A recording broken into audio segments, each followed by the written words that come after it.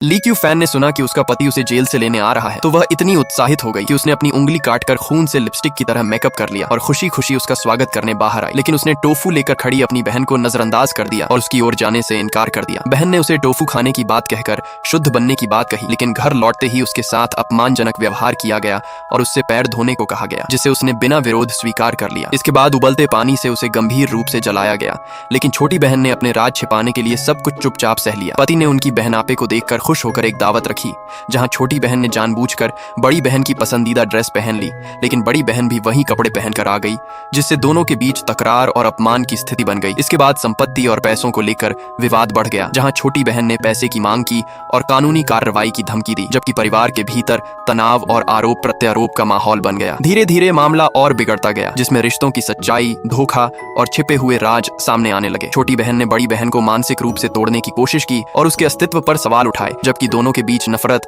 और बदले की भावना और गहरी होती गई। आखिरकार हालात इतने तनावपूर्ण हो गए कि एक घटना में धक्का देने का आरोप लगा, लेकिन वहां कोई सबूत नहीं था। इसके बावजूद दोनों के बीच की दुश्मनी खुलकर सामने आ गई और अतीत के राज भी उजागर होने लगे। कहानी का अंत इस खुलासे के साथ होता है कि 3 साल पहले हुई एक घटना, जिसमें सीढ़ियों से धक्का देने की बात सामने आती है, दरअसल उसी साजिश और धोखे का हिस्सा थी, जिसने दोनों बहनों के रिश्ते को पूरी तरह से तोड़ दिया।